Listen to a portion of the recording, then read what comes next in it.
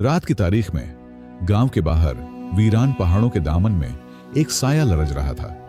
यह साया किसी इंसान का नहीं बल्कि किसी और मखलूकों का था, जिसकी सरगोशियां सुनाई देती थीं। गांव के लोग इस जगह को जिन्नात की वादी कहते थे और यहां जाना मना था।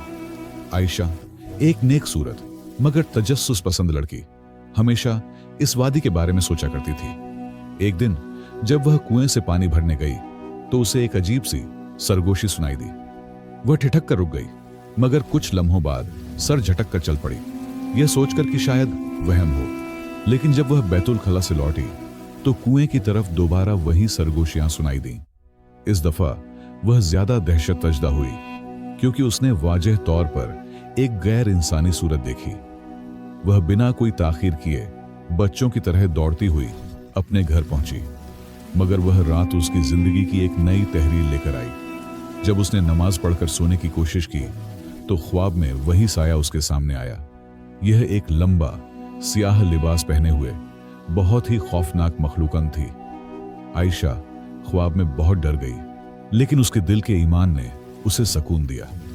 जिन्न ने उसकी तरफ इशारा किया और उसके कानों में एक अजीब सी आवाज गूंजी, आयशा, तुम्हें इस जगह नहीं आना चाहिए था। आयशा चूंकि ख्वाब में थी इसलिए वह बेहलकत खड़ी रही। इतने में जिन्न ने उसके इर्द गिर्द एक दायरा बनाना शुरू कर दिया, जिससे उसे अजीब सी सर्दी महसूस हुई। वह अपनी तहज्जुद की नमाज भूलकर उस साए को देखने लगी। जब वह ख्वाब से बेदार हुई तो उसका बदन पसीने से तर था। वह दुआएं करती रही, लेकिन उसके दिल की बेचैनी कम नहीं हुई। अगले दिन उसने इस बात को अपनी वालिदा से बयान करने का इरादा किया। उसकी वालिदा ने उसे खूब नसीहत की, क्योंकि यह मामूली वाकया नहीं था। वह कहने लगी, बेटी, इस तरह की जगहों से दूर रहा करो। आयशा को एहसास हुआ कि उसने कुछ गलत कर दिया है। उस रात जब सब सो चुके थे, आयशा ने फैसला किया कि उसे एक दफा उस जगह जाना चाहिए। वह खुफिया तौर पर अपने कमरे से निकली और गांव के बाहर जाने लगी। वह जिस कदम बढ़ाती वैसे ही उसका दिल खौफ से ज्यादा बेचैन होता जाता। जब वह वादी की दहलीज पर पहुंची तो वही सरगोशियां दोबारा सुनाई दी, मगर अब की दफा उसे एक दूसरी शख्सियत का एहसास हुआ जो उसकी तरफ धीमे कदम उठाकर आ रही थी। आयशा की रूह ने अपने जिस्म को छोड़कर एक और आलम में कदम रखा, जहां सब कुछ सियाह और परसरार था। वह एक बेआवाज गैर मरई रास्ते पर चल रही थी, जैसे कोई उसका पीछा कर रहा हो। अचानक उसे एक परसरार आवाज सुनाई दी, जो जैसे उसे अपनी तरफ खींच रही थी। आयशा की आंखों के सामने एक दरवाजा नमूदार हुआ, जो लामहदूद सियाही में डूबा था। वह दरवाजा इतना पुराना और भारी था कि उसके खुलने की आवाज भी फजा में गूंजने लगी। आयशा का दिल खौफ से धड़क रहा था, लेकिन उसकी तजस्सुस ने उसे आगे बढ़ने पर मजबूर किया। दरवाजा खुलने के बाद आयशा के सामने एक लामतनाही सियाह रंग था। वह हर तरफ सियाह ही सियाह देख रही थी, जैसे वह किसी और दुनिया में आ गई हो। इसी लम्हे उसने सरगोशी सुनी, जो उसे और दूर ले जाने की कोशिश कर रही थी। आयशा का दिल एक मर्तबा फिर तेज धड़क रहा था, लेकिन उसका ईमान भी उसे सकून दे रहा था। उसकी रूह जो खौफ में घिर चुकी थी, उसे किसी की आवाज हिदायत की जरूरत थी। अचानक उसे एक रोशनी का दायरा नजर आया, जो उसके अंदर उम्मीद और ताकत की नई लहरें पैदा कर रहा था। वह रोशनी उसे गहरी गहरी वादी के पार उसी दरवाजे की तरफ ले जा रही थी। आयशा ने अपने कदमों में एक अजीब सी बेबसी महसूस की, मगर उसे उस रोशनी की पैरवी करनी थी। देखते ही देखते वह दरवाजा करीब आया और उसके करीब पहुंचते ही उसने दरवाजा खोल दिया। आयशा ने दरवाजा खोला और अंदर दाखिल हुई तो एक और दुनिया की मंजरकशी हुई। वह जगह एक बेपाया खुशबूदार जन्नत की तरह महसूस हो रही थी, जहां हर तरफ खुशबू और रंग थे। अचानक उसे एक धीमी सी आवाज सुनाई दी, जो जैसे उससे कुछ कहना चाह रही हो। आयशा ने ध्यान से सुनी और उसी लम्हे उसके सामने एक बुजुर्ग शख्स आ खड़ा हुआ। उस बुजुर्ग की आंखों में एक गहरा राज था और उसका चेहरा संजीदा था। आयशा, उस बुजुर्ग ने कहा, तुम्हारे सफर का मकसद कुछ और था, लेकिन अब तुम्हें एक फैसला करना है। आयशा कुछ पल के लिए खामोश हो गई। उसकी आंखों में अजीब सा तजुब था। क्या फैसला करना है, उसने सोचा, और उसका दिल कुछ और ही कहने की कोशिश कर रहा था, लेकिन वह खौफ और तजस्सुस की कशमकश में उलझ गई, क्योंकि उसे कुछ समझ नहीं आ रहा था। उस बुजुर्ग ने एक गहरी सांस ली और कहा, आयशा, तुम्हें अपने ईमान को आजमाना होगा, क्योंकि तुम्हारे सामने एक बहुत बड़ी आजमाइश है।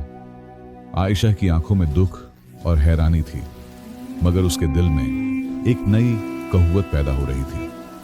वह जानती थी कि उसका इम्तिहान शुरू हो चुका था और उसे अपने ईमान पर कामिल यकीन था। अचानक उस बुजुर्ग की आवाज सुनी जो कह रहा था, तुम्हें इस मकाम पर कदम रखकर एक और जहान का दरवाजा खोलना है। आयशा ने सर उठाया और उस रास्ते की तरफ कदम बढ़ाया जिसके बारे में उसे शक था, लेकिन जब वह एक कदम आगे बढ़ती, उसके दिल में एक नया अज़्म पैदा होता जाता। आयशा ने दरवाजा खोलते ही अंदर की रोशनी में कदम रखा और एक नई दुनिया में दाखिल हो गई। वह जगह बेहद पुरसुकून थी, जहां हर तरफ ताजा हवा और फूलों की खुशबू फैली हुई थी।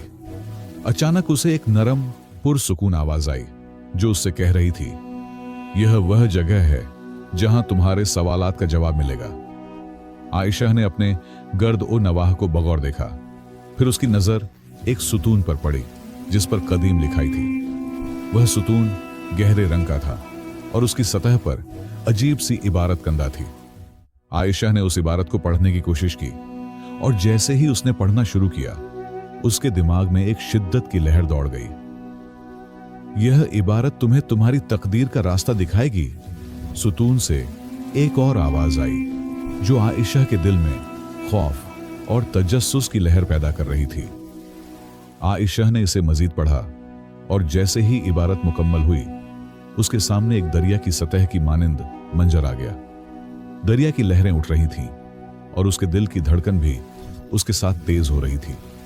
अचानक दरिया की लहरों में एक शबीह उभरी जो आयशा के लिए नावाकिफ और खौफनाक थी।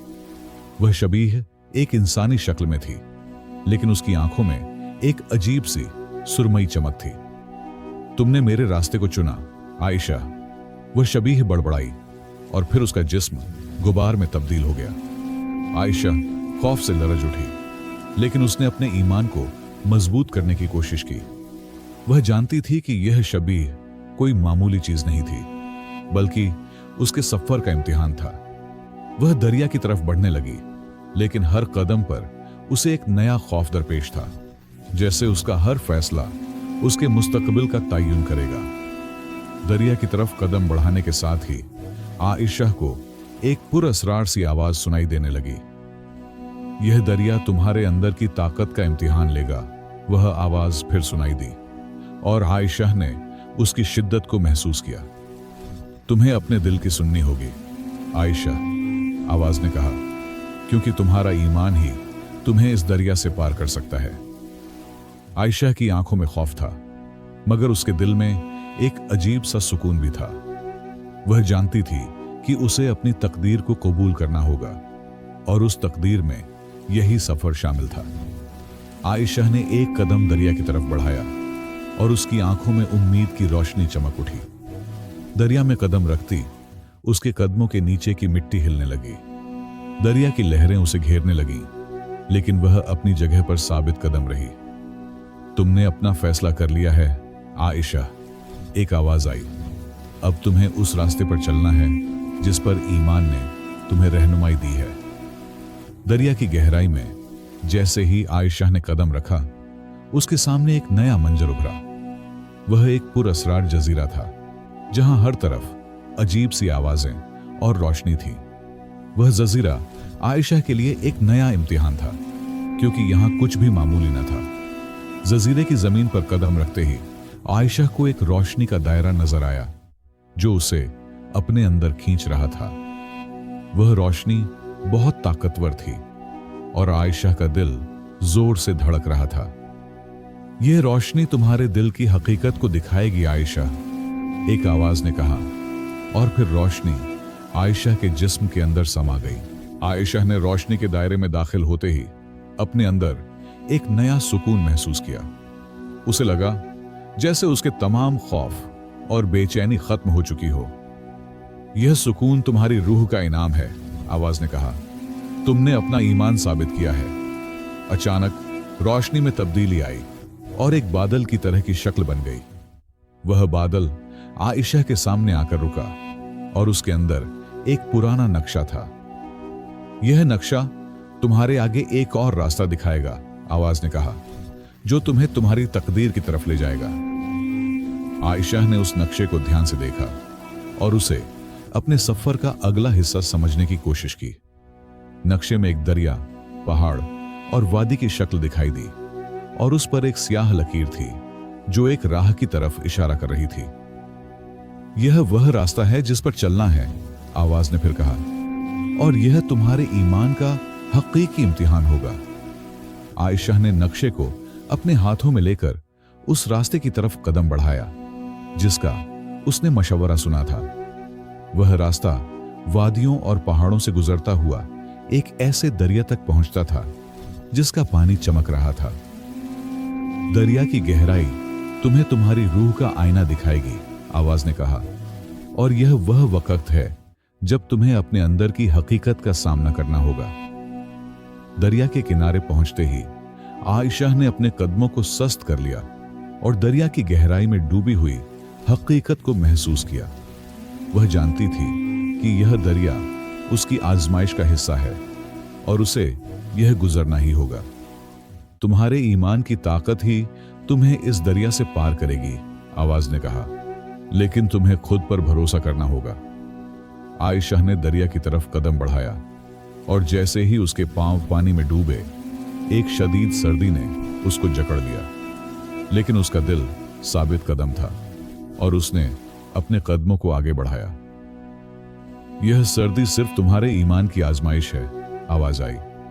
अगर तुम अपने दिल की सुनोगी तो यह सर्दी खत्म हो जाएगी। दरिया की गहराई में जितना आयशा आगे बढ़ती उतना ही उसकी रूह में सुकून आता जाता। उसे एक अजब सी कव्वत का एहसास होने लगा, जैसे वह अपने खौफ पर काबू पा चुकी हो। तुमने अपनी राह पर कदम रखा, आयशा, अब तुम्हारी तकदीर तुम्हारे साथ है, आवाज ने कहा।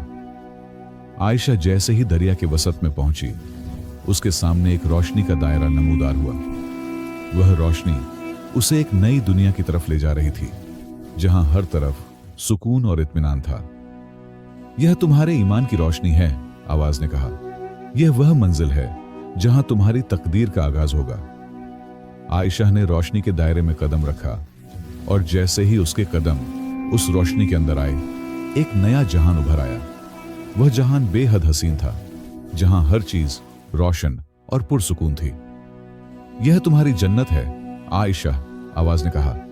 यह वह मुकाम है जिस पर तुम्हारे ईमान की बदौलत पहुंचना था। आयशा ने अपनी आंखों में उम्मीद और सुकून को महसूस किया और उसकी रूह पर इत्मीनान का एक गमगीन लम्स था।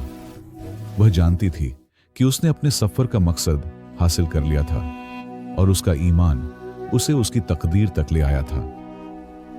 तुम्हारी सच्चाई ने तुम्हें यहां पहुंचाया, आवाज ने कहा, और अब तुम्हारे लिए नए रास्ते खुल चुके हैं। आयशा ने जन्नत की सरसब्ज वादियों में कदम रखा, जहां हर तरफ खुशबू और रंग बिखरे हुए थे। उसका दिल बेहद सुकून से भरा हुआ था और वह एक नई दुनिया में कदम रख चुकी थी।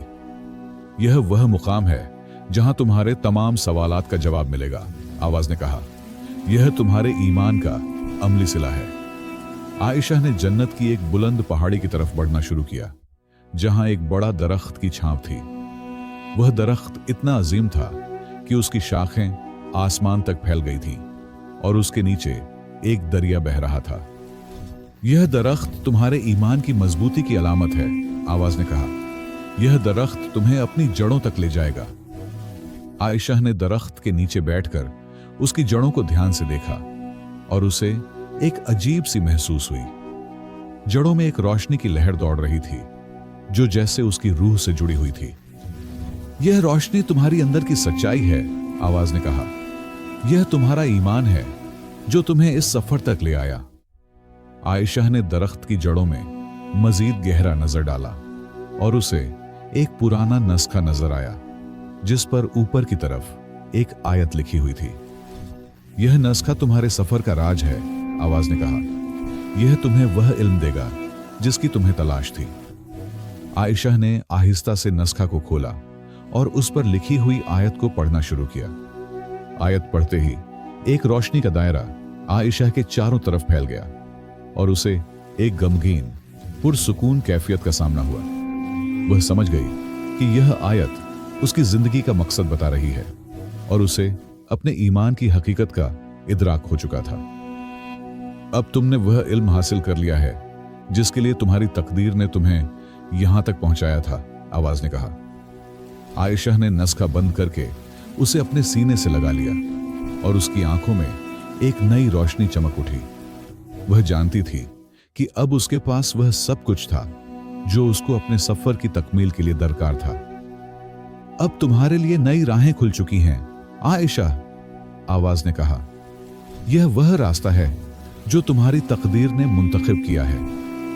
आयशा ने उठकर दरख्त के नीचे से बाहर की तरफ कदम बढ़ाया और उसकी नजर सामने एक बुलंद पहाड़ पर पड़ी।